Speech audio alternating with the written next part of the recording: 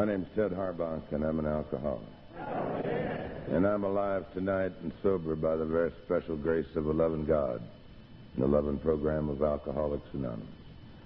And I thank God that I'm an alcoholic. And if you're a newcomer, that'll make you want to puke. In fact, I don't hear much about newcomers here. I'd kind of like to see the hands of the newcomers. I consider a newcomer anybody with less than 1 year. Could I see your hands? Less than 1 year. All right.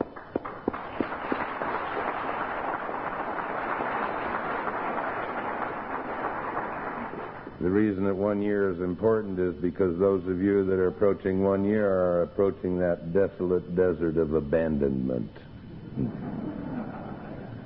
where you have to stand on your own. And you'll go through kind of a resentment, you know, when your sponsor doesn't answer the phone anymore and all that stuff. But you won't go through much more than I've gone through this weekend. I've never been insulted so much. It all started in Southern California. We may not know the questions out in Southern California, but we know the answers. And one of my babies is looking at this tacky little hand-printed invitation you sent me to speak here. And normally I get, you know, on stationery and all that because I'm a big deal. And one of them says, "What's a Sowega?" Without even thinking, I said, probably some little Indian tribe from northern Florida. And, you know, and then when I get here, they give me a program. Obviously, the Al-Anons had a lot to do with this whole deal here. It didn't have any printing on it at all.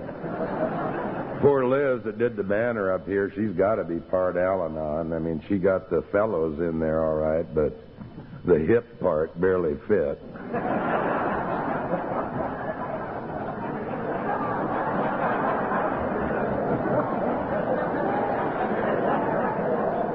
You know, an alcoholic's a perfectionist. He couldn't stand for that, you know.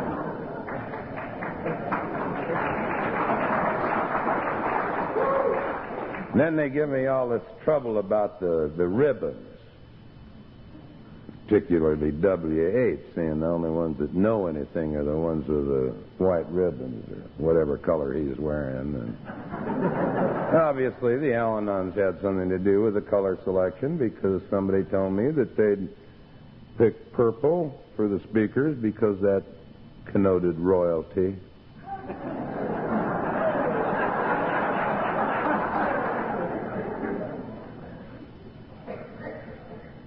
W.H. doesn't think that we know anything, but I'll tell you, we know something. There's a little-known story about him during his drinking days when he was single, and he was playing golf out on the coast.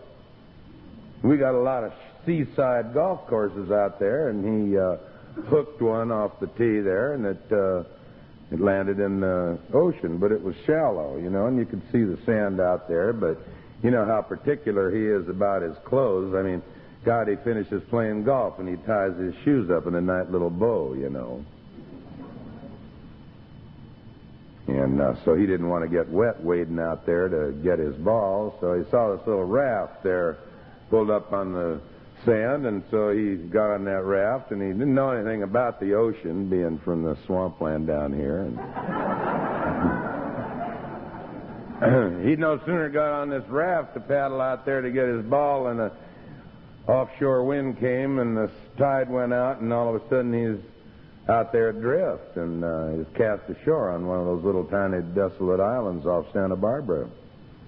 And all it was, and I'm going to tell you why he doesn't like dogs.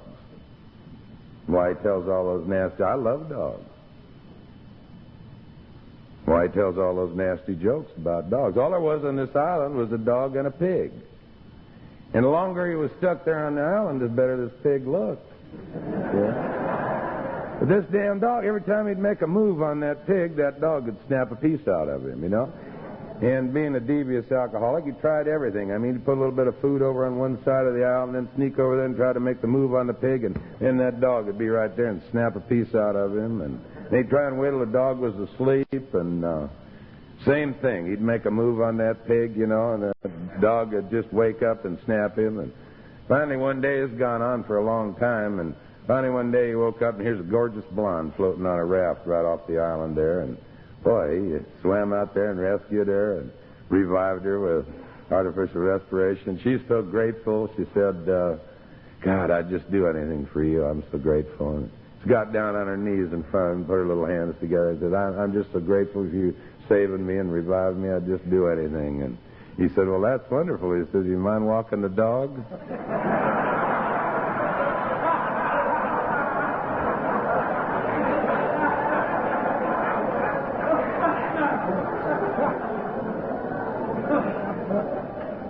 And then they sold me $100 worth of these raffle tickets, and Wayne, I noticed, was just stuffing all of the stubs in the seat of his chair there. But I'll tell you, you don't want to play golf with any of these guys out here. I told them I hadn't played for 4 years. I used all 12 steps to give up the obsession of golf, and I know why. I talk funny when I get on the golf course. All I did out there was kill a bunch of worms and make the squirrels nervous, but we had a good time. But I'll tell you, this Darrell's a setup. You don't play with him. I'll tell you, when I see a guy make a practice swing and he uses 3/4 of a backswing, you're in trouble. And Keith, he got around. He only used 23 putts getting around the whole golf course. And I had fun getting driven around in the cart, you know.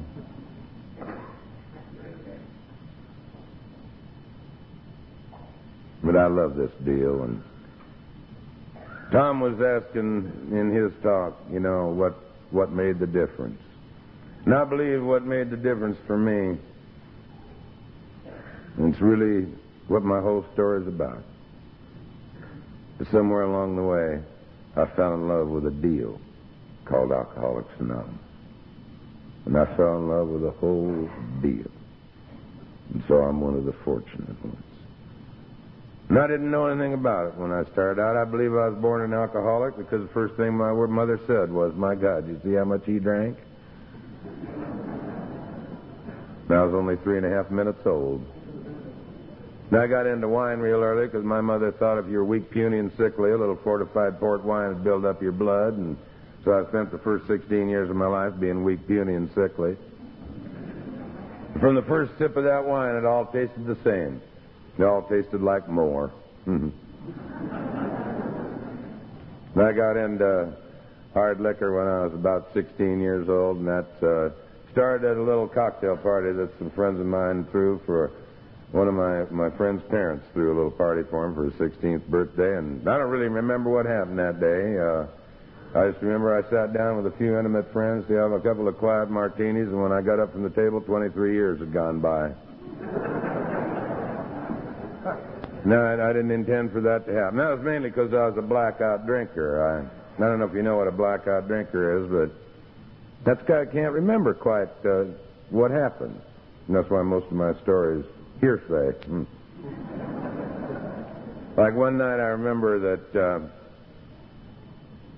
I went out and I had the most fabulous time. When I woke up the next morning, I remembered that I'd been to the most fabulous bar I'd ever been to in my whole life. And all I could remember was that there was this gorgeous blue wallpaper behind the back bar, and they had gold toilets. And they had the most beautiful music I'd ever heard. And so I spent the next several weeks out searching, trying to find this bar, because I'd had such a wonderful time. And finally one night I walked into this bar, and here's this azure blue wallpaper, you know, and I could hear those songs. And I figured, you know, I found it. And so I turned to the bartender and I said, you know, I think I've been in here before, not too long ago. I said, tell me, do you have gold toilets? And he reared back and he yelled at the band leader and he said, hey, George, he says, I think I found the drunk that peed in your tuba.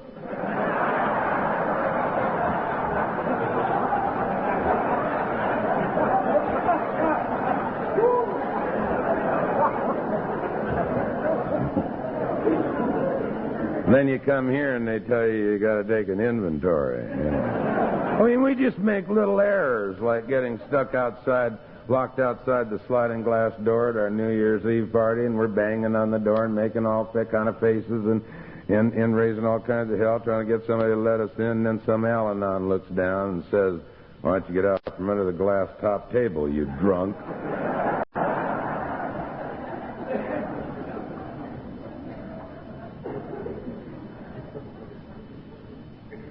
All my life, up until I was 16, I felt like an alien on a foreign planet, and nobody'd given me the brochure. But when I found that alcohol, I found a real magic. Somebody stole a big book up here. Is there one handy? Does anybody have a big book? Well, yeah, could I borrow it a minute? But when I got to meet some people in Little Rock, Arkansas not too long ago, thank you, why I found out why I drank. And I'd heard about identifying with feelings, and I'd heard about all the reasons people give for drinking alcohol. But I shared the podium with and I didn't share the podium, but I met a couple of guys down in Little Rock, Arkansas earlier in the year. A fellow by the name of Joe McQueenie. Now, I've met Joe before. He was a spiritual speaker at Montreal on Sunday morning. The first black member of Alcoholics Anonymous in the state of Arkansas. Joe's a magic guy. He's got a partner. His partner's named Charlie Parmley, and they do the Big Book Comes Alive seminar around the United States. And it's probably the most honest presentation, the most faithful presentation of the Big Book that I've ever heard. Before I go any further, I'd like to say that I'm a book man, and I'm a fundamentalist. And the only authority I have is this Big Book of Alcoholics Anonymous. And I find I need no other. Need no other. So if you argue with much of anything I have to say about the program, you're arguing with the Big Book of Alcoholics Anonymous. And Charlie and Joe explained to me why I drank alcohol. It's because of this big book. It's because of the 12 promises. And I never knew that. Now, I don't know how many of you have heard them do this deal, but for the first time, it really crystallized for me the feelings, the true feelings of why I drank alcohol. And most of you, I imagine, know about the 12 promises on page 83 and 84. But they're the reason that I drank. And this is why. It says this is the way they do it. And I hope they'll excuse me from taking a page out of that book, but I think it means a great deal. Whenever I drank alcohol, I knew a new freedom and a new happiness. Whenever I drank alcohol, I would not regret the past nor wish to shut the door on it. Whenever I drank alcohol, I would comprehend the word serenity and I would know peace. Whenever I drank alcohol, no matter how far down the scale I had gone, I could see how my experience could benefit others. Whenever I drank alcohol, that feeling of uselessness and self-pity would disappear. Whenever I drank alcohol, I would lose interest in selfish things and gain interest in my fellows. Whenever I drank alcohol, self-seeking would slip away. Whenever I drank alcohol, my whole attitude and outlook on life would change. Whenever I drank alcohol, fear of people and economic insecurity would leave me. Whenever I drank alcohol, I would intuitively know how to handle situations which used to baffle me. Whenever I drank alcohol, I would suddenly realize that alcohol was doing for me what I could not do for myself. And isn't that amazing that before we are partway through with our program, we begin to feel and experience the same feelings, sober, that were the very reason why we drank. And so if you're new and you're wondering why this deal is, what this deal is all about, why, that's just a little part of it.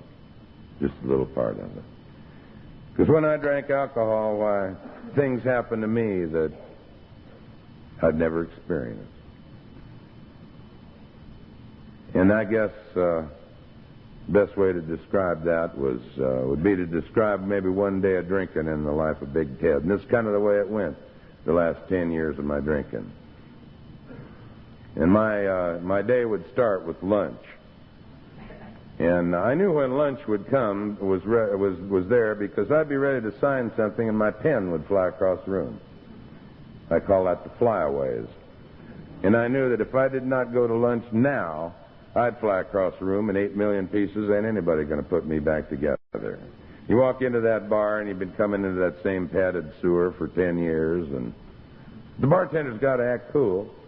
So he says, "What would you like?" And you look at your watch. It only has one hand on it. And say, "Well, I guess I got time for a martini." And then as he starts to turn around, you give him the real order, right? Make it a double, put it in an old-fashioned glass, leave out the ice and no onion. And that way you know you're going to have about 3/8 of an inch of freeboard, so when you try and get it in your face, you won't drown that brain surgeon next to you. He's got the flyaways, too. He's getting ready for an operation. Finally, he brings the drink, and through an ingenious system of geometric levers, where you get that thing in your face, and then you say the first 3 prayers of the day. God, I hope it stays down. God, I hope it works. God, I wish he'd get back. I don't know why they're so interminably slow. And finally, after an eon, why, he returns and he says, do you have time for one more? And you look at your watch, the hand hasn't moved. Say, yeah, I got time for just one more, and make it a triple. And he brings that one and you get that one down. And somewhere in there, the magic happens that I've never heard described by a social drinker. In fact, I don't believe social drinkers ought to be allowed to drink. That is a peculiar insanity that I will never understand. In fact, I don't really agree with one thing in the big book where it says definition of an alcoholic is one who has lost control of his ability to control his drinking. I never tried to control it. I loved everything about drinking. I don't understand people that stand up at these podiums and say, well, I didn't like the taste of it, and I didn't like the smell of it, and I loved everything about it. Now, I even loved the smell of those bars the next morning at 6, you know. That's a sign of a professional. And then you pour a drink for one of those dribblers, and my brother would look at it. He wouldn't even taste it. He'd say, my God, that's strong. I'd say, oh, really? Let me try it. You know, seemed all right to me. Here, let me pour you another one. I only had one strong drink in my whole life, and that was when I was in geographic and got back in Missouri. And don't ask me to explain how that happened. And while I was in Missouri, I met one of those good old boys from the Ozark Hills. And I want to tell you that they make a martini there that'll get your attention. It's so powerful, they put it in a jar about that tall and about that big around, and it's so smooth they put a steel lid on it with a rubber gasket in it. It says Mason on the side of it. So pure you can see right through it. And this old boy says, have you ever tried one of these? And I said, no, but I believe I will. And I unscrewed the lid and threw it away. And he said, why did you do that? And I said, because I believe I'm going to have a drink. And when they told me I got the AA, they said, all you have to do is put the plug in the jug. I didn't know what they were talking about. I thought the cork was just to keep it from spilling until you got it to the car. So I reared back and I took a great huge charge off that cannon, and man, it just burned all the way down to my shoes and all the way back up, and this guy jumped back about 12 feet. And he said, my God, we don't drink it that way. I said, well, how do you drink it? He said, well, we cut it with grapefruit juice or something. And I said, well, cut it, hell, why? He said, it's too strong. And I said, really? And I took another blast off that cannon, and same thing happened, man. All the way down, about halfway up, I was set free. You know?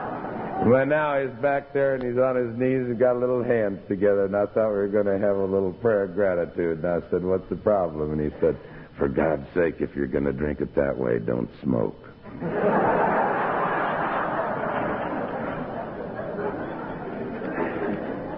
I don't know if you've ever been over to a social drinker's house. They got bars, and they got bottles in them, and they're full.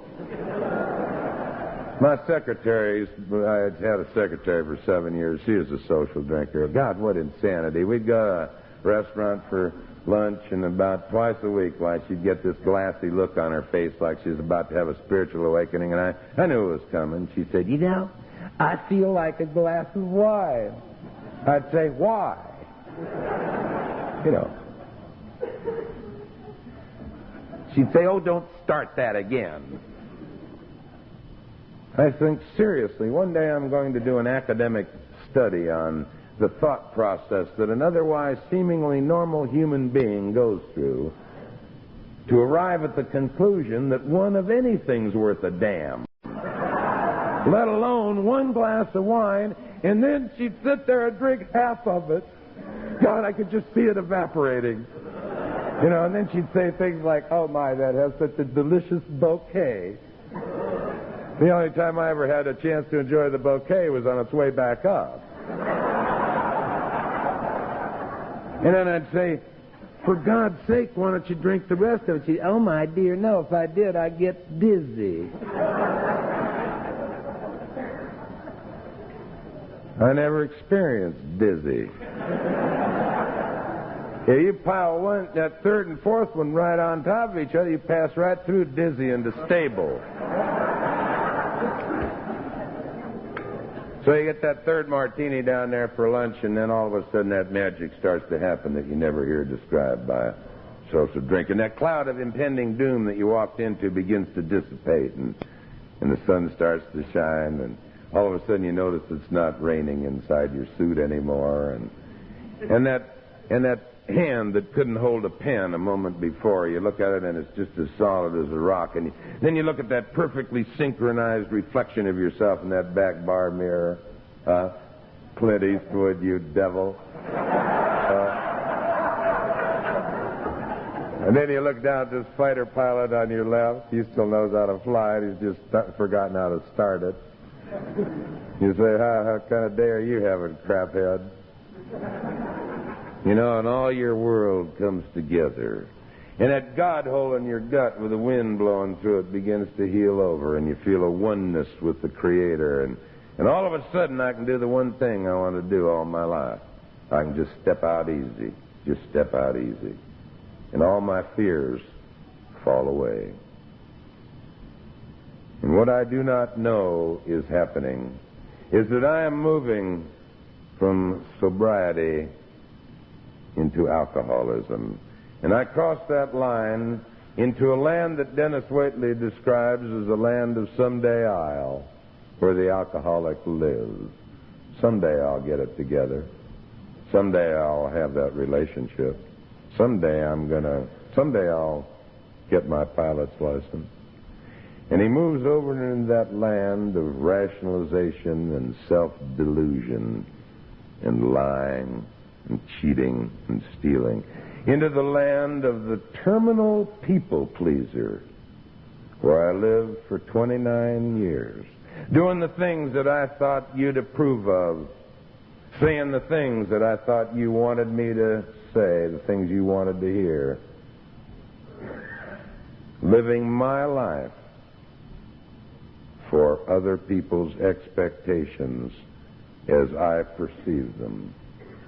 And this is the deluded, denial living of the alcoholic. And finally, when the alcoholic admits that he has a problem, he moves back to the center line between sanity and insanity. But he can't stay there. He can't stay there.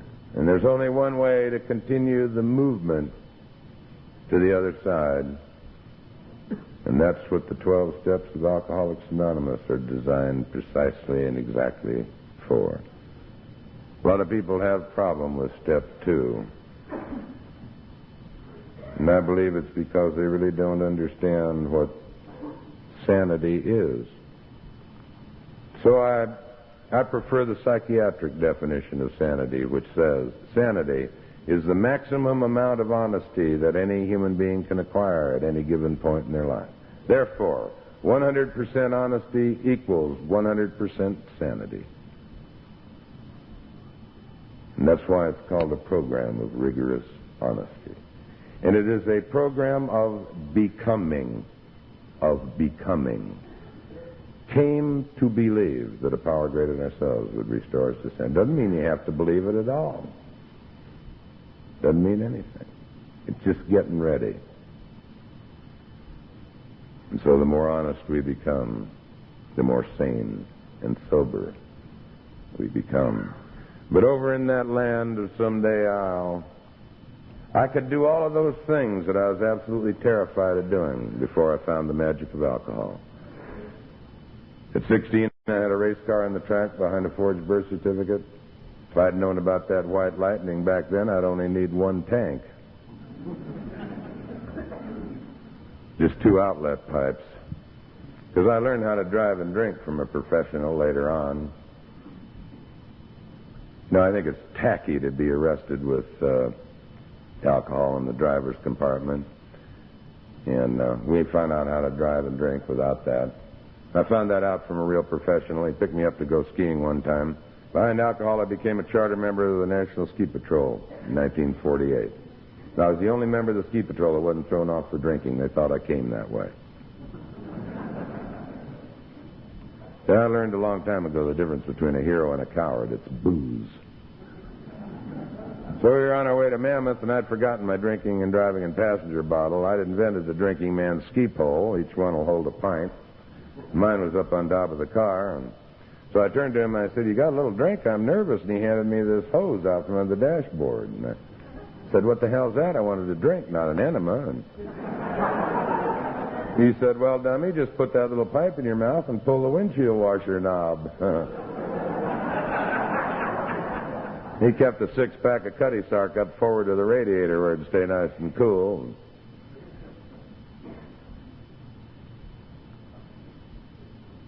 Behind that alcohol, I helped do the first article for Life magazine on scuba diving. That was in 1948. I don't know how many of you have been under the ocean, but that's spooky down there. We have found out how to dive and be heroic, too. Simple. All you got to do is put a dish of pure grain alcohol right in front of the intake manifold of the compressor, and then you bubble the air through that before it goes into the tanks. And you can fill the tanks with 50% alcohol vapor. You can stand right on the deck of the ship and get euphoria of the deep. Never even get wet, but you're not afraid.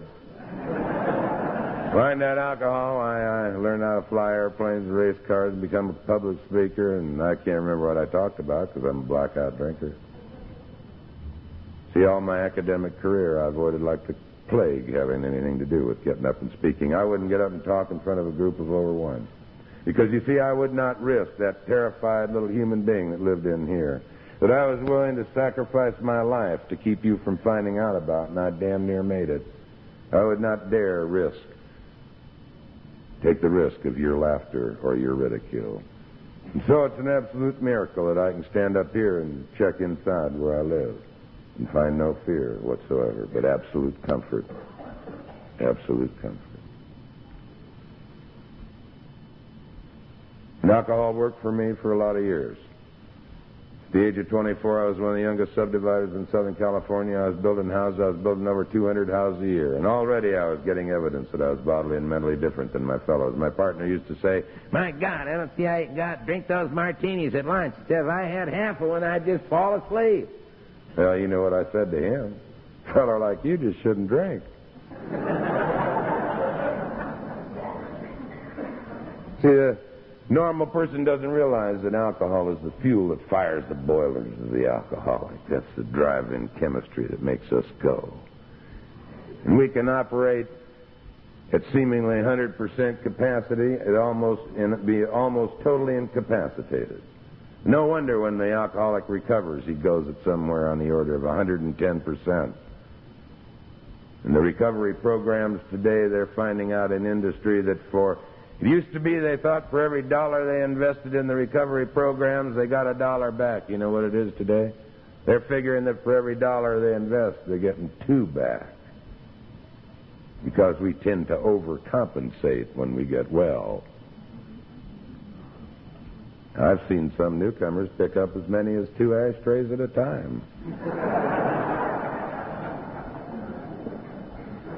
I was sharing with Darrell at dinner. I was one of those pukes at my meeting not too long ago, and I was picking up some ashtrays and some old garbage that the other newcomers had dropped, and he said, "What happened to you? Did you get KP?"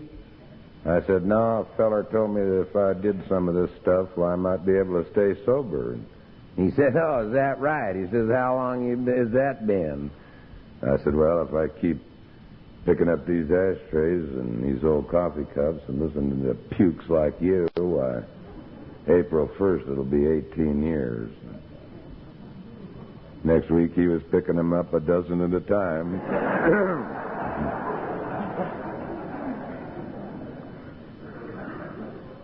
So you have a bunch of those martinis at that bar, and then you got to rush back to the office and work like crazy because the cocktail hour's coming. You got to get back over in that bar where those big deals and the baby dolls are and drink until the traffic clears. 10 o'clock. You drink 4 drinks an hour, that's 20 drinks, and now your alcohol level, your blood alcohol level's up there to smooth. And all your merging genes are together. And I always figured if you're going to drive, drink. Face traffic with confidence. Now you got to go out there and get in your car if you can find it. But you got to drive carefully going home by now because you got an alcoholic car. If you're new, you want to get that straightened out because the police have been told that the drivers of these cars are suspect. You could recognize mine. It was long and thin. Got that way from parking in narrow garages at high speeds.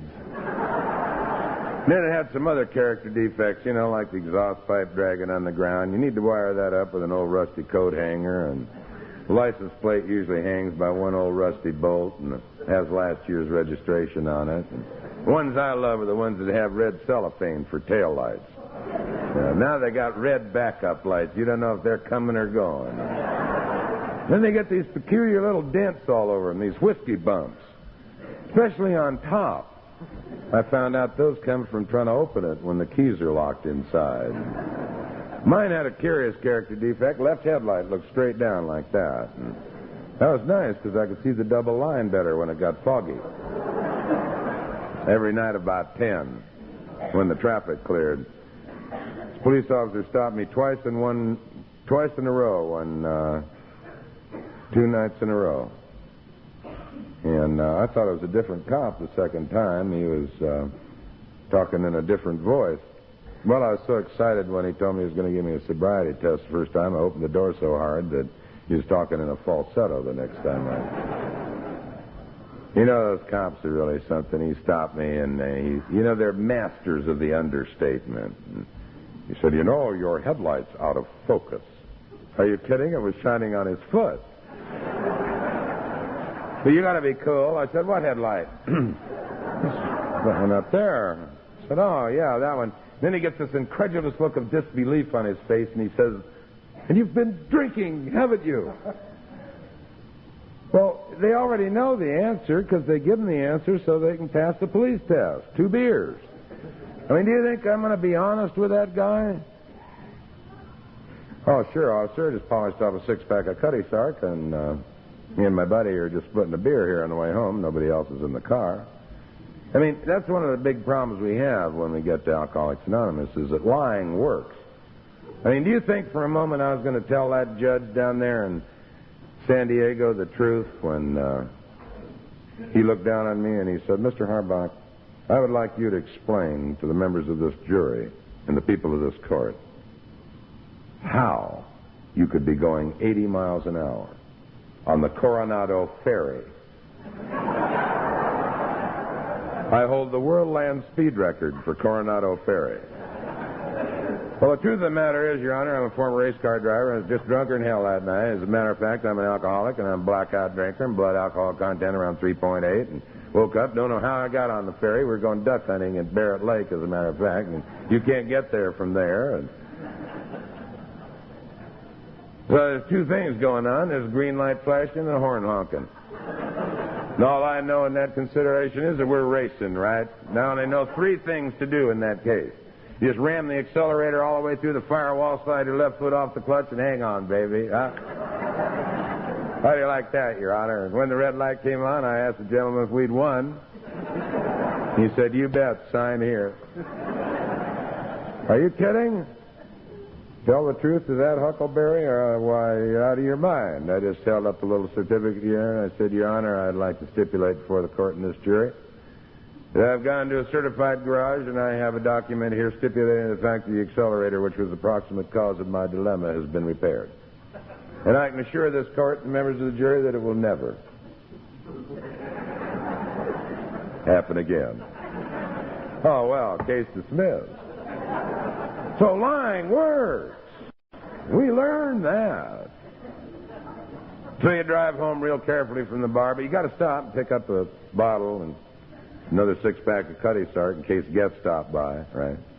Then you get home and you open the top of that bottle and have a little drink. Turn the TV on and get ready for your favorite program, Test Pattern. Then you turn that music on with your favorite all-time artist with that music filled with hope. You know, Ray Charles, Born to Lose. It's Crying Time. The Al-Anon song, Please Release Me.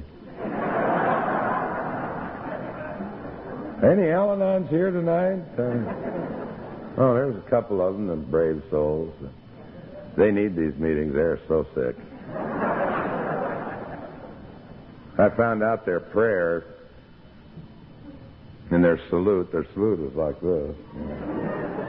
And their prayer is, God, if you'd only quit drinking. And then we quit and their life's all over. Run right out and marry another one of us before the nail holes heal up.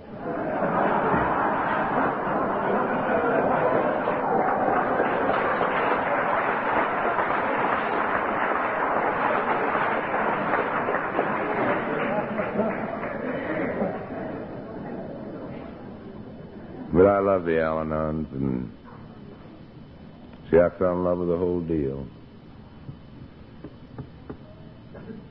I've seen the magic loving program of Al-Anon put back together broken and shattered families that no human power could have ever put back together.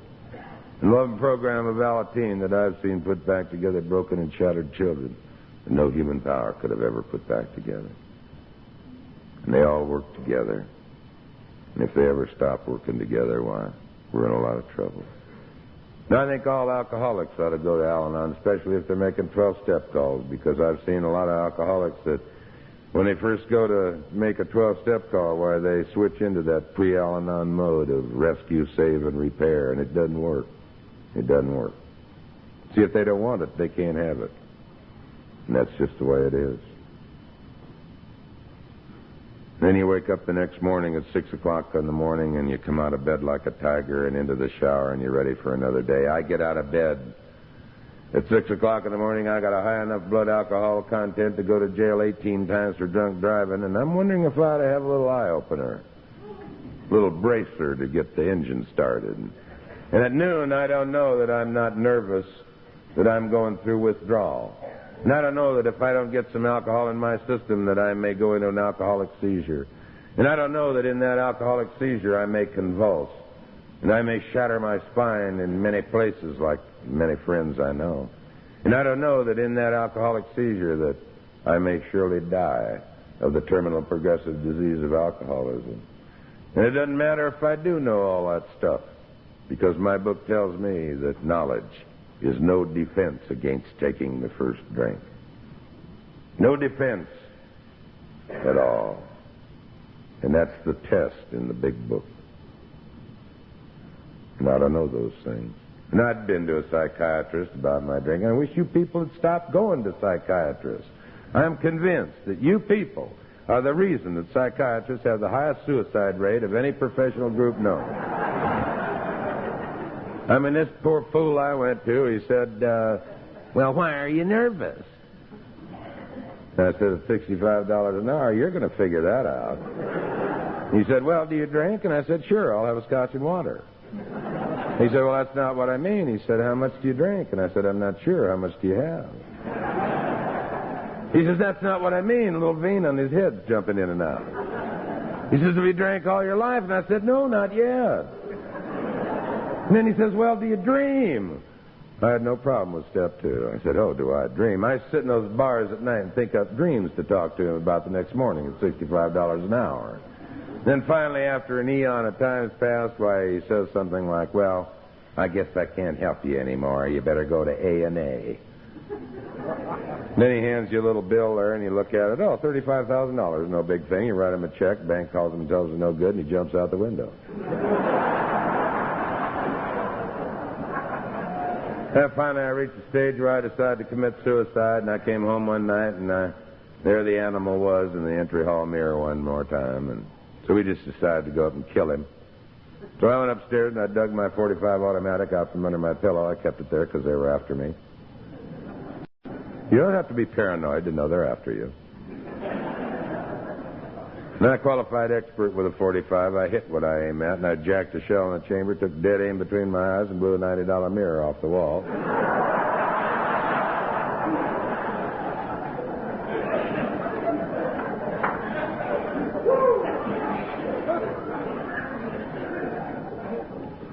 Finally, at the age of 39, I was all done. By that time, I was drinking over 2/5 of alcohol a day. And I came out of my last alcoholic blackout, and I was in St. John's Hospital in Santa Monica, and I was in the intensive care unit, and I knew what that deal was. And I had died for the 6th time in my life. And my doctor was looking down at me, and he was crying. They're so dramatic. He said, "You're dying." And I said, "Well, finally." See, death doesn't scare an alcoholic like me. I have sat down across the table and spoken with death 6 times in my life, just like I'm talking to you tonight. And death holds no fear for me. See, I found out that everything is simply the beginning of something else. And I was always taught all my life that everything was the end of something. The end of a birth, and the end of puberty, and the end of high school, and the end of this, and the end of that, and the end of life. But no. See, birth is just the beginning of life. And life is nothing more to me than a bridge between birth and death. And for some it's long, and for others it's very short. And each day there's a new door on that bridge. And all I get to do is try and keep that bridge in the best repair I can, and open the doors with an enthusiasm each morning, and hope to be able to close them each night. Now I know at the end of that bridge, why, there's just going to be another door. And I feel I know what's going to happen today when I open that door. What's going to happen is the same thing that happened when I walked into my first meeting of Alcoholics Anonymous. And I heard 3 prayers. And they're the prayers I'd like to pass on to you tonight. The first one was this: I just pray to God that you can keep coming back and listening to the music until you can understand the words. Listening to the music of alcoholics, maybe for the first time in their lives, able to laugh at themselves. The healing magic of the laughter and the love of the magic fellowship of Alcoholics Anonymous. What's going to happen when I open that door at the end of the bridge is what an old-timer said to me at the first meeting. And that's my second prayer for you. What's going to happen is that someone's just going to say, "Hey, Ted, put your hand in ours and come with us." Because, see, we've been there, and we know the way, and it'll be okay. But hang on real tight and don't let go. Because if you let go, we're going to lose you, and we don't want to lose anybody. Not ever again. And they're going to be waiting there. And the third prayer, the hard one, if you're new, please pray God, just let us love you until you can learn to love yourself. But I didn't know that, lying in that hospital bed, my doctor looking down at me, and I said, "Well, Doc, why am I dying?" And he said, "Well, because you got it all now. See, if you don't identify with my story is the story of a terminal alcoholic who went absolutely as far as he can go in the runaway freight train of alcoholism. And then I went one step further, like I always do." I said, "Well, what's all?" He said, "Well, you got alcoholic gastritis, cirrhosis of the liver, hemorrhagic pancreatitis. You got 2 ulcers that are hemorrhaging. You're bleeding from every opening in your body. Your blood pressure is 60/40. For those of you that don't know what 60/40 is, that's serene. Terminal serenity. And we push 7 pints of your blood type, and the bank's empty, and that's the end of that tune. And besides, I said, "Well, is there more?" He said, "Yes, if you don't promise me." And little vein on his head was jumping in there. He said, "If you don't promise me you'll never drink again as long as you live, I won't even treat you." I didn't have to recite the Hippocratic Oath and all that garbage. I just said, "Well, Doc, I promise." I'd memorized it. I said, "Just get me out of this bed. Some puke has wet the bed I'm lying in." 10 days later, I was back out on the street and I was drunk again. He told me I hadn't ought to do that anymore.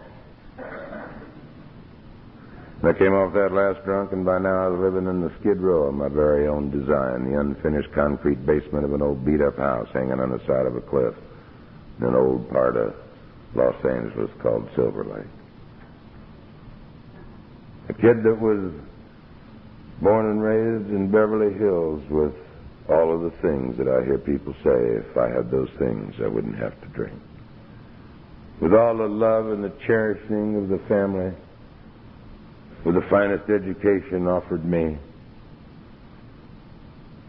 with a heritage that goes back as far as time. And sitting on the side of my bed that morning, it was all broken.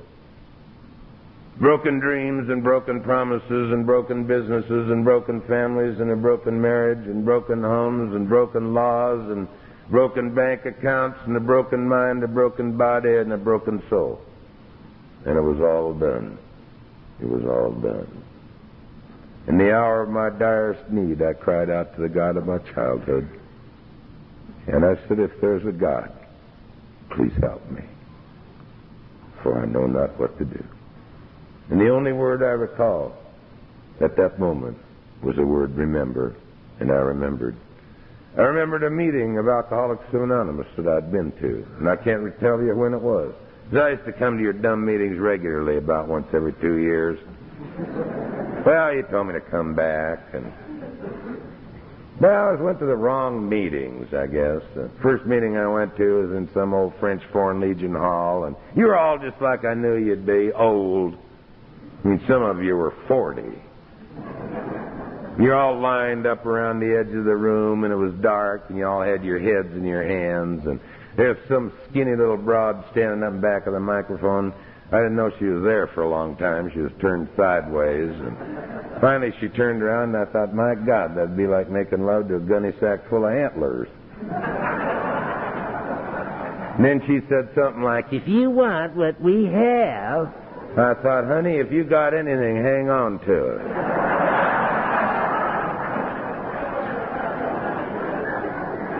I said, Lord, you need it more than I do, and besides, what's a stepper like me doing in a dead-end outfit like this? And then I heard people say in those meetings something like, all you do in AA is you just don't drink. Well, big damn deal. I had not drank for 2 whole weeks in 23 years, and life was unacceptable. And if that's all, if you had to have a big damn club to just not drink, pass. And see, alcoholics I've found have selective hearing. We also have selective eyesight. A lot of my sponsor just read the white parts of the big book.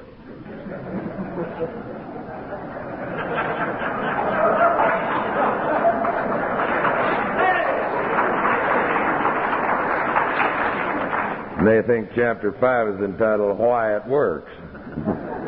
I'll tell you, I found out that knowing why is a booby prize of life. And I didn't know that. But I remembered another meeting. An old-timer had come up to me at that meeting, and he said something like this. He said, Ted, he said, I think you're just chipping around with this deal called Alcoholics Anonymous. He said, I don't think you've reached the bottom. And I said, what's the bottom? He said, why, a bottom, either mentally or physically or morally or socially or financially or spiritually. It's a place beneath which you cannot go, which is absolutely necessary, and it's different for every human being. Necessary to satisfy the admonition laid down in Chapter 3, which says we learned, and do not ever confuse learning with what goes on up here. This is merely a computer. By experiential knowledge, by getting beat up out there on the street, by whatever it is you do to be hip, slick, and cool. We learn to fully concede, which is total and absolute surrender to our innermost self, that we're alcoholic. This is the first step in recovery. But he said one day when you reach this bottom, he said, I pray to God that you'll remember there's a magic place where you can come. Or he said, I absolutely guarantee that you can find a way of living your life comfortably without unsolved problems. With unsolved problems, without ever having to drink again as long as you live. And in this magic place, he said, I guarantee you will end up meeting people that will mean more to you than the members of your very own family. Because when you need these people, no matter how dark the night or how long the day, they'll be there. And they'll be there just for you. And they'll be there for only one reason. Because they care. And they call it Alcoholics Anonymous. And in this magic place, he said, I guarantee you that you can find a God of your very own that you can take with you wherever you go. So you need never be alone again as long as you live. And so I came back to a little park on Roxbury in Beverly Hills where I grew up and used to play as a kid. And that's where I found those old-timers with 20 and 30 years that walked the walk and talked the talk of Alcoholics Anonymous, and it seemed to me they wore their sobriety like a crown. And they were doing the one thing I'd wanted to do all my life. They were just stepping out easy. But they were doing it without taking any mind-altering chemicals or drinking any alcohol of any kind. And somehow in the madness of insanity that was to be mine for a long time, I wanted what they had.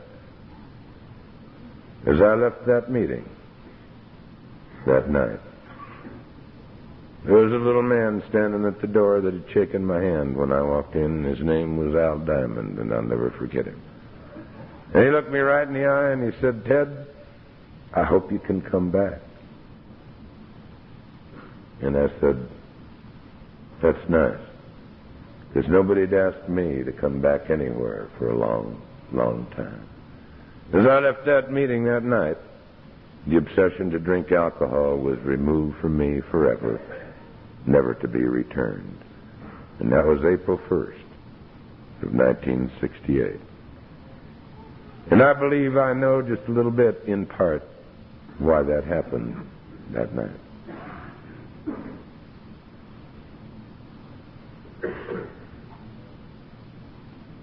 Finally, the pain of physical sobriety became so incredibly great, I could not continue. You see, for those first years around this deal, the only emotion I knew was towering rage. I heard people talk about hurting, and I heard them talking about love, and I heard them talking about all these other emotions, and I knew that those emotions had been amputated and removed from me forever, never to be returned. And I hear people today say that, well, I'm sober and that's enough. If just not drinking was all there was to it, I could not have stayed. Because physical sobriety would never have been enough for me. And so I went to those old-timers with 20 and 30 years to find out how this deal worked. And these are some of the things that they told me. They said the program of Alcoholics Anonymous is between pages 1 and 164 of the big magic book, and that's all there is to it. And there isn't any more. And all the rest of the printed material and all the pamphlets and all the rest of that deal are just fringe benefits. 164 pages, that's it, including the doctor's opinion in the beginning and the appendix. That's it. There isn't any more. And all the rest of it, the meetings before the meetings, the meetings after the meetings, the roundups and the conventions, that's all the fellowship. And thank God for the love and the support of the fellowship that allowed me to come back until I could find my way. You see, when I found my way, a magic happened. The greatest line that I've read in a long time goes this way. When a man finds his way, the heavens become gentle. And the heavens have been gentle for me for a long, long time. And I've been through some hard things in 18 years of sobriety. But for the most part, the heavens have been gentle because of you loving people and the program of Alcoholics Anonymous.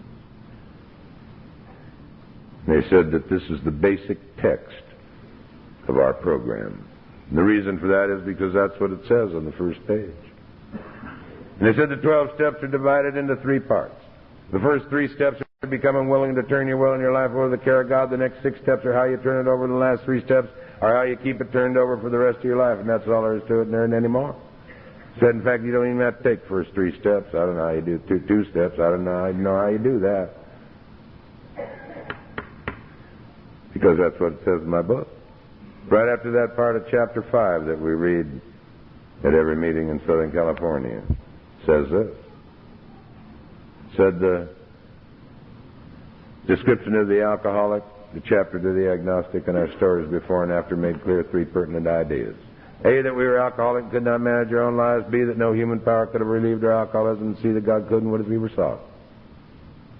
Next sentence says, being convinced of this, we were at step 3. That's it. Being convinced of this, we were at step 3. There's only 2 ways to become convinced of those 3 ideas. The first way is the way most of us are convinced, by getting beat up out there in the street by whatever it is we do, until by God we're convinced. Beyond a shadow of a doubt, without any reservation of mind or body whatsoever. There's one other way.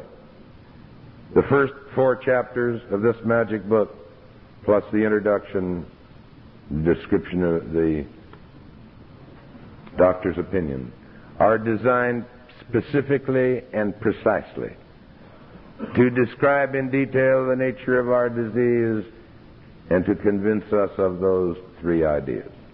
That's what that's for. A lot of people think that the whole deal starts in chapter 5.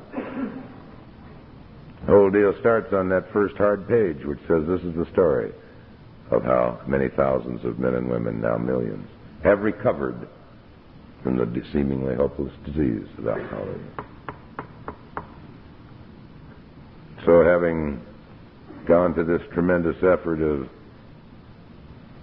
being convinced, we turn the page over and there's a prayer for step 3. And that's suggested to be taken with somebody else. So we do that. And I hear people in my groups all the time say, well, I take step 1, 2, and 3 every day. Isn't that wonderful? That's like getting ready to start to commence to begin. They haven't done nothing. That's like sitting on the side of your bed and saying, well, I don't know why I'm starving to death and I'm willing to eat. I mean, it may be a great thought in the right direction, but it isn't going to get it did. Besides, if you have the strength after all that emotional effort to turn the page over again, why, it says an interesting thing. It says the effects that we feel at this point will be short-lived, and that's not very long. Unless followed at once, and that's rather soon. By searching a fearless moral inventory. So I went to my sponsor and I said, how do we do this deal? And he said, well, you're an academic giant. You'll need some highly specialized tools. He says, I want you to go and buy a crayon about that big around, dull one so you won't stab yourself to death, and a nice large economy-sized roll of toilet paper, because you're going to do a lot of writing. And then I went over to his house with my selected tools and I said, well, how do we start, Coach? He loved to be called Coach. And he said, well, we're going to start out kind of easy with you. Why don't you write down you have no character defects? I thought, well, I wrote that down. Looked pretty good. I credited him with great character insight at that point. I said, well, that's fine. I said, this is going to be a snap. What do we write down next? He said, now why don't you write down you're the biggest liar in the world, and you'll be on your way. He said, keep it simple. He said, just make a list of everybody you're pissed off at. They use the word resentful in, big book. I mean, I've seen the damnedest inventory since I've been around this deal. Great, huge autobiographies written on word processors with spelling programs, and oh my God. Made a list of everybody that we were angry with, had a resentment against. Then we go to the next column. The reason that we were angry. I'm angry at my mother because she put me on the potty backwards.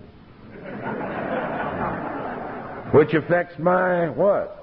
Physical security or mental security or sexual security or financial security. Which points out my character defect. which is, and they're all defined right there. Big book. If you want to get more academic, look up the 7 deadly sins and put all those in there. And that's all there is to that. Of course, the list on your mother will be about 8 pages long. Then you turn to fears. You make a list of your fears. And don't throw the list away. I was talking to a guy the other night, and he says, well, I'm ready for step 8 now. I said, well, he said, what do I do? And I said, well, where's your list? He said, well, I burned it because somebody else said burn it. I said, you know, you're reading about 5 pages there, referring to our list. You got to start over. Now, if he'd been an Al-Anon, he'd had a carbon copy.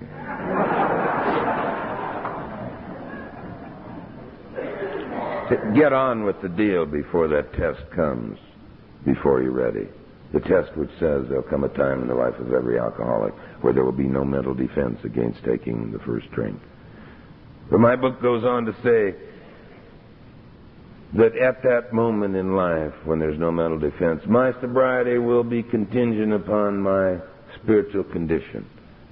But my book goes on to say that if I just try to do 2 things, if I just try to practice the principles of Alcoholics Anonymous in my daily affairs, and if I just try to keep my spiritual house in order, I need never fear drinking again as long as I live. You may add 1 day at a time if you wish.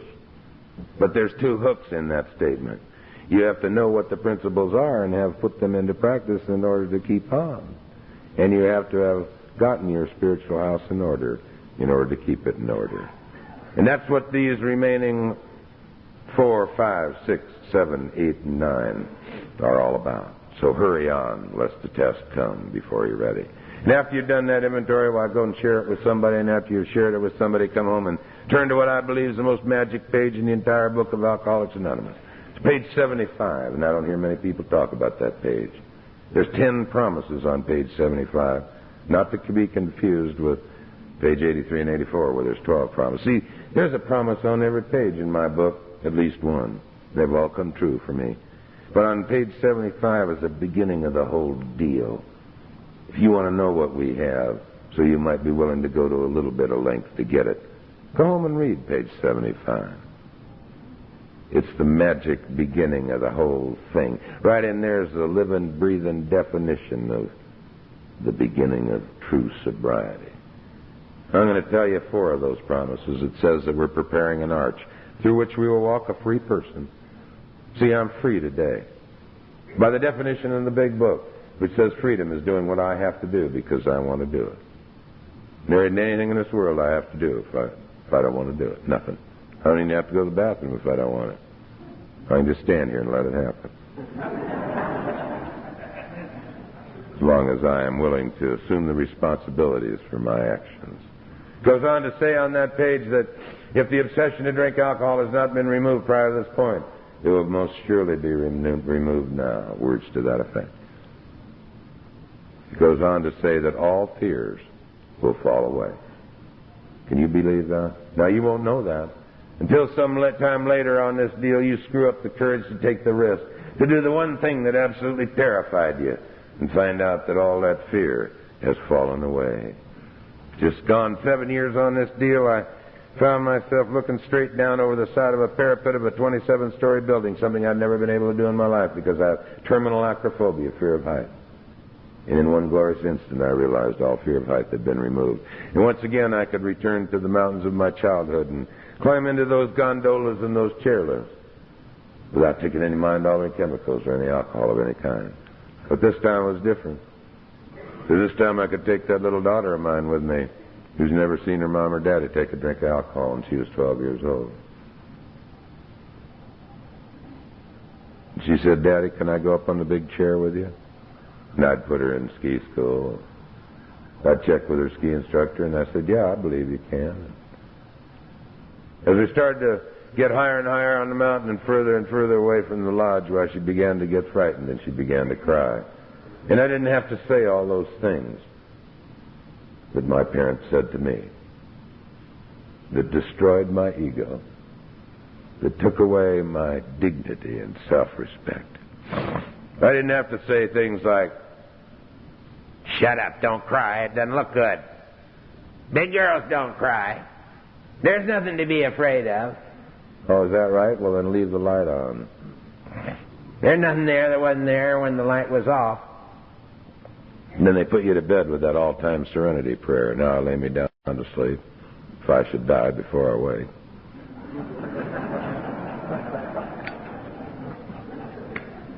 I feel embarrassed, Daddy. You don't have any right to feel that way. You're okay. Now I got 2 problems. I only went to my parents with 1, always ended up with 3 more. I looked at my little daughter and I said, you know, honey, it's okay to be afraid. I'm afraid a lot of times. She said, you are?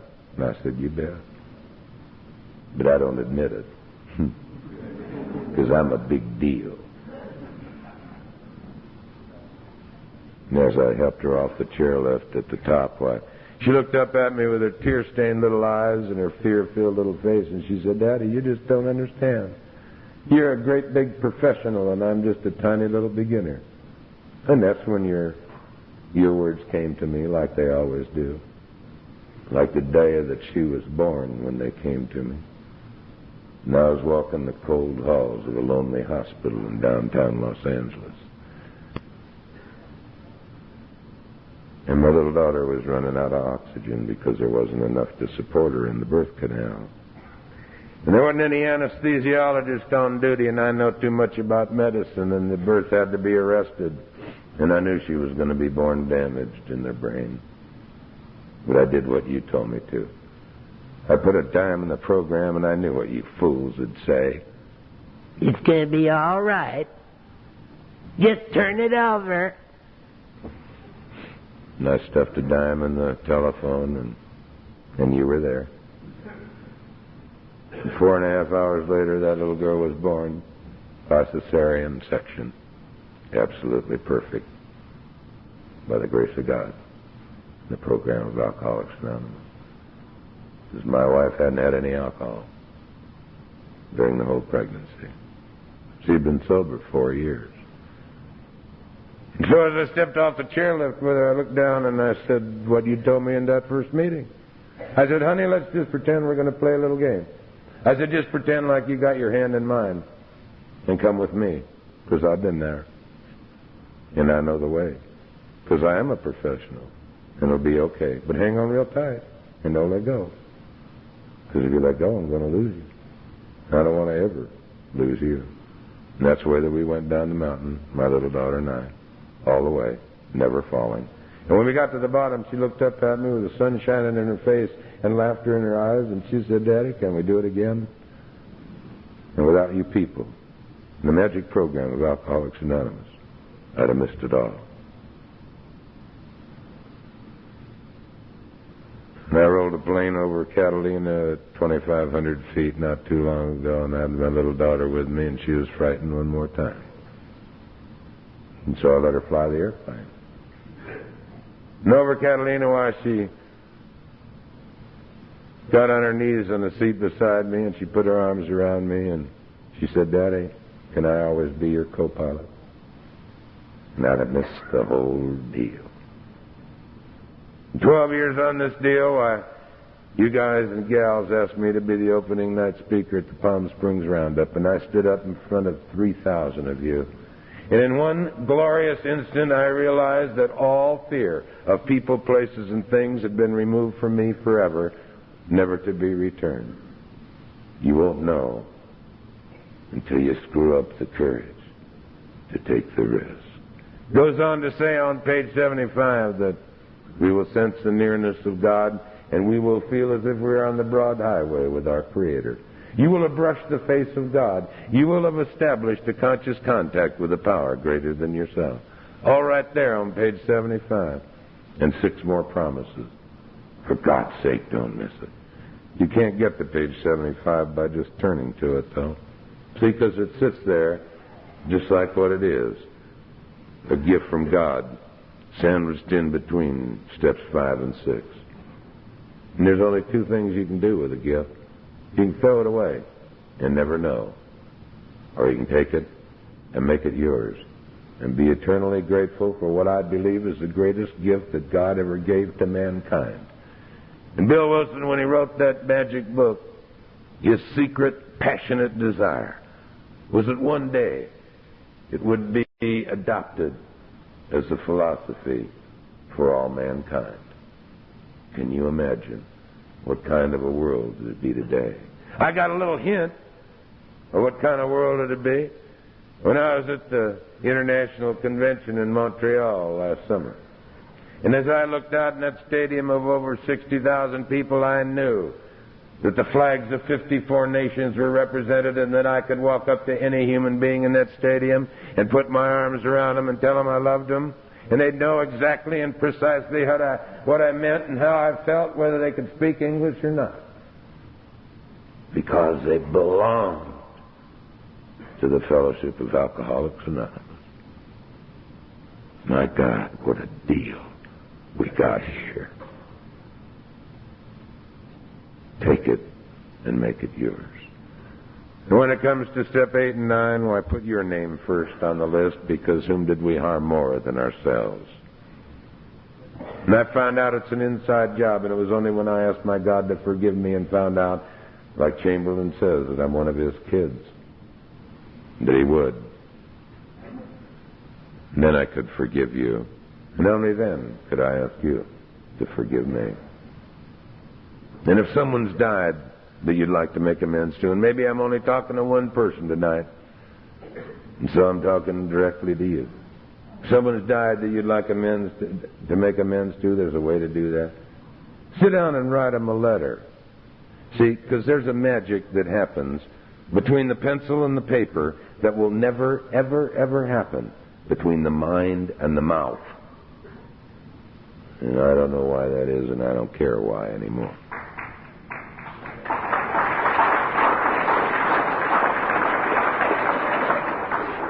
And so you sit down, you write that loved one a letter in the first person, just like they were there, because they could be.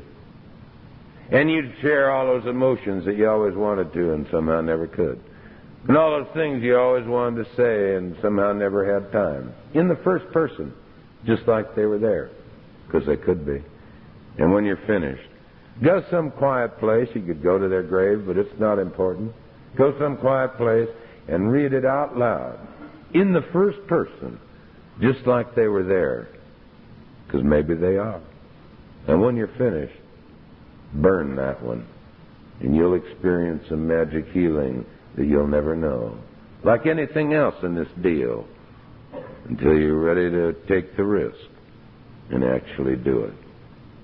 And when you experience what happens, I pray to God you'll have the courage to pass that one on. Pass it on. And now it all doesn't matter anyway, they told me. Because now you're stuck in step 10 for the rest of your life. Step 10 is 4, 5, 6, 7, 8, and 9, all wrapped up in one step, and if you miss that deal, it won't work. You know, I have kind of a simple program, and I kind of know today what God's will for me is. And see, in the difference between His will and mine, see, mine hurts, His doesn't. And so when I feel that pain in here of self-will run riot one more time, I know it's time. And I got to pick up that pencil and paper, and I got to write about it, make a little package, and then I got to share it with one of you. Now it's not so heavy. Now I can take it to my God and become willing to ask Him to help me with it in step 7. And every time I do that, if it comes back, it doesn't come back as often. If it comes back, it doesn't last as long. And if it comes back, it doesn't have the power that it had before. But if it comes back, I just do it over and over, until finally it's just relegated to the scrap heap of serenity. Sometimes it happens right away. And that's how you turn it over. And that's the only way you can turn it over. It is the physical act of doing it. I don't know anything about working the steps. I just know how to take them. And that's so simple and so gentle. Separated by a little word "and," when we're wrong, promptly admitted it. And I don't need that step very much anymore. Because for me, love is never having to say you're sorry.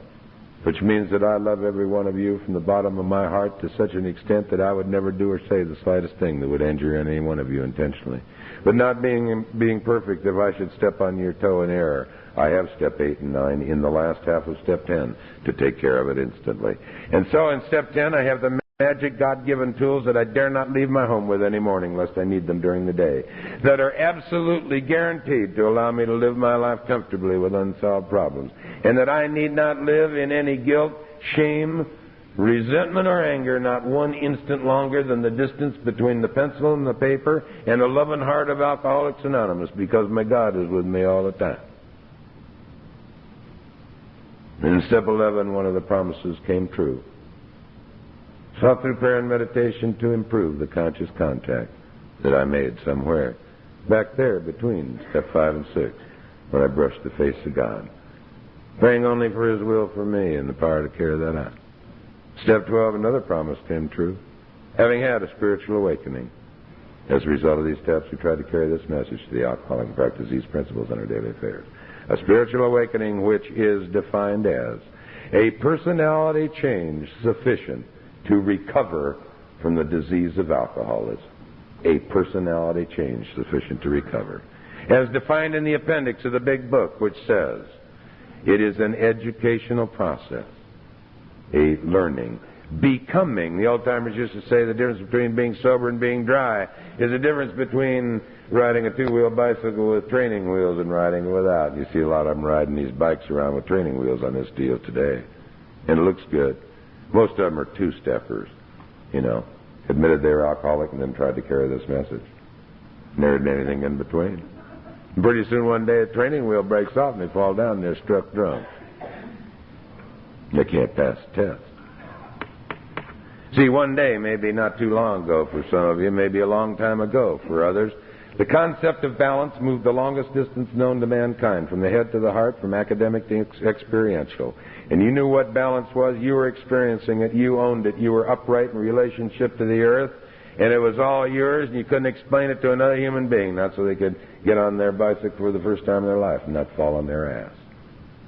The process of becoming sober is like becoming anything.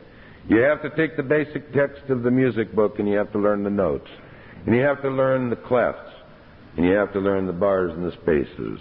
And the right hand has to practice one set of scales and the left hand another. And the right hand one set of chords and the left hand another, and make a lot of mistakes and a lot of errors. And one day, if you keep practicing those principles, the right hand will be playing with the left hand in the one thing we've been looking for all of our lives, in harmony. In harmony. And you will have become a pianist. And then you have to keep on practicing, or you lose the edge. And so sobriety is a process of becoming sober until one day you are. You are. And then you have to keep on practicing lest you lose the edge.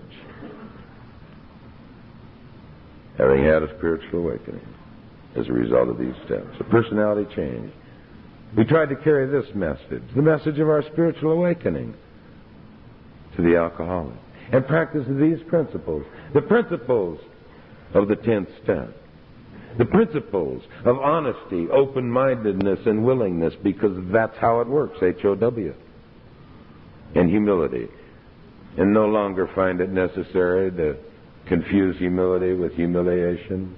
My God, we did that long enough. And so I like the definition of humility in my big book. It's Aristotle, a great Greek philosopher's definition. So simple, so gentle, like everything in the book. Humility, the willingness to become teachable. And when I became willing to allow you to teach me, I found a magic way of living that I never dreamed possible. And one day, as a result of all of this deal, I was standing in front of the mirror, and I was looking at a friend. Someone that I could walk down the street with my head held high and my shoulders back, once again a youthful and decent human being with dignity and self-respect.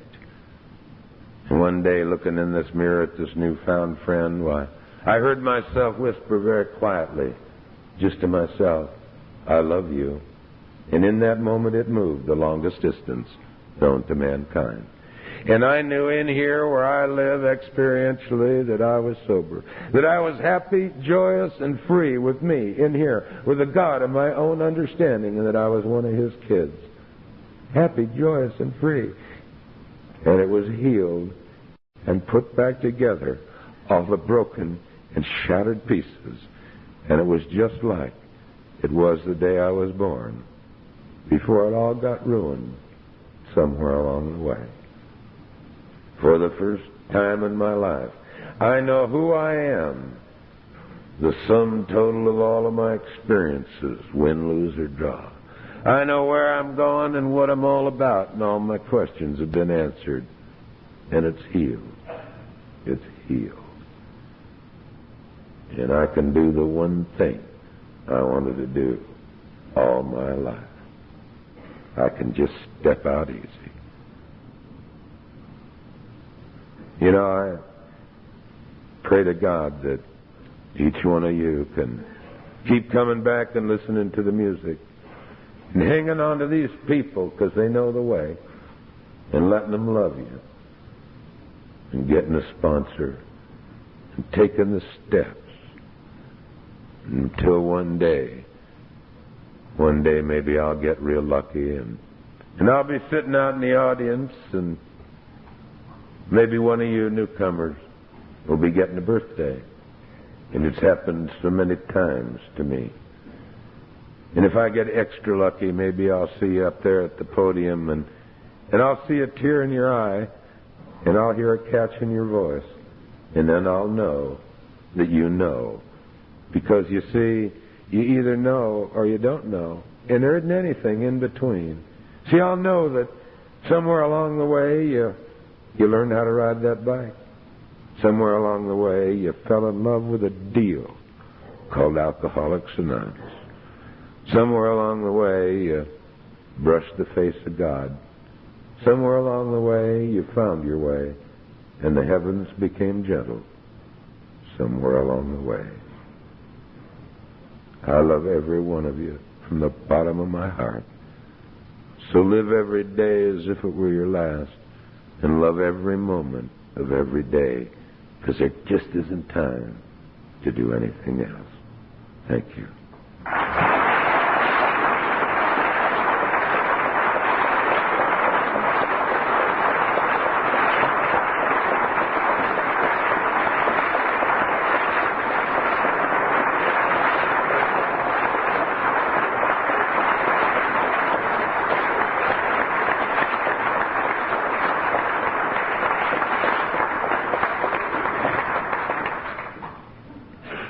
Please remain standing. I want to make a couple of announcements. When we are dismissed for the Lord's Prayer, let's vacate here for about 10 minutes, and they want to change the chairs around, and then we'll come back in and watch the entertainment. Also, after the entertainment's over, we ask you to form 3 lines. So we got 3 tables set up with ice cream and cake, so we're going to try to work 3 lines. Thank you. Thank you, Jack. I'm glad you come. I enjoyed your talk very much, very inspirational, and I hope you come back. And you know what I'm proud of alcoholics, how they so well trained to stand up and applause. Ain't that nice? If you will, we'll join hands, close the meeting, use the manner by reciting the Lord's Prayer. Our Father, who art in heaven, hallowed be thy name. Thy kingdom come. Thy will be done, on earth as it is in heaven. Give us this day our daily bread, and forgive us our trespasses, as we forgive those who trespass against us. And lead us not into temptation, but deliver us from evil. For thine is the kingdom, the power, and the glory, forever and ever. Amen. Wonderful.